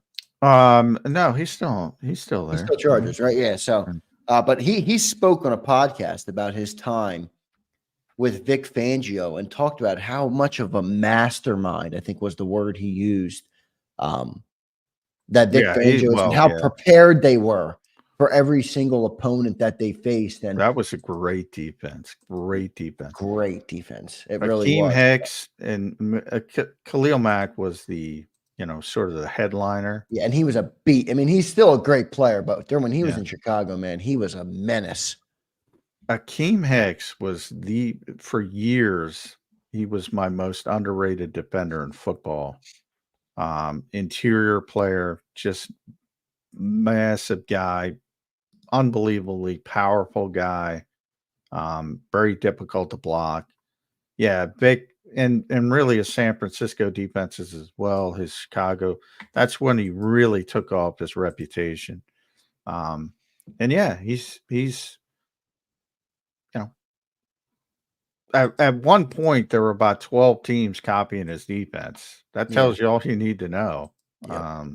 Scale back a little bit. I've talked about it a lot, but he's innovative. Like, he doesn't stand still. When he started this whole philosophy, and it's still the same framework. It was mainly quarters coverage, and he shifted since that time. Where now it's more cover 3. He calls it cover 9, so he will shift quicker than most people, and he'll be the guy. Yeah, you always want the guy. You always want the leader. You don't want the follower. For all respect, I mean, the Eagles, and I will fight people to the death, and it's insane to me that people think the Eagles didn't have a good defense in 2022 when they went to the Super Bowl, especially after watching the defense in 2023, 70 sacks and all that, #1 passing defense. I mean, it's all based on the modern game. We're not talking about the 1980s when you could dominate. And that's about as good as you can play defensively in the modern era. Just kind of faltered in the biggest spot, but I do think people forget they were in the biggest spot. Yeah. To falter. And that's an accomplishment. But while I say that, Vic is the leader. He's not the follower. Everybody else was copying him. Now you have the original, not the Xerox copy.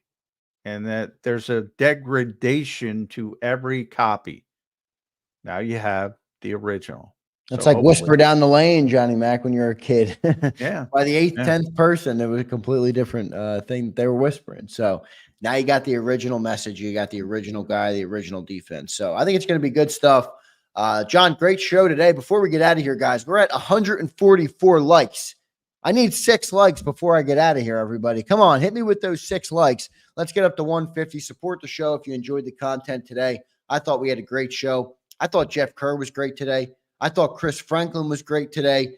I thought John McMullen was great today. I thought Nakobe Dean was great this weekend, and we talked about them all today. So good stuff. We're up over 150 likes. So then we got the 6. Looks like we got 7 of them. So thanks all you guys for the likes. Johnny Mac, great show today, man. We'll talk to you tomorrow morning briefly, and then we'll have our full show after the practice tomorrow, after Big Sill show. So that'll be a 6 to 8 p.m. show tomorrow. Remember that, everybody. Good stuff today, Johnny Mac. I'll talk to you tomorrow. All right, man? All right. Sounds good. Thanks for listening, everybody. All right, everybody. We'll catch you tomorrow. Appreciate all you guys. Hit that like button on your way out. See you next time on Birds 365. You've been listening to Birds 365, the destination for the passionate Eagles football fan who bleeds green. If it's Eagles football, we're talking about it. Debate inside the locker room and guests that are some of the greatest football minds from around the region. We hope you enjoyed the show. We know we had a blast. Make sure to like, comment, and subscribe, and we'll be back soon. But in the meantime, hook up with us on social media at JAKIB Sports. See you next time on Birds 365.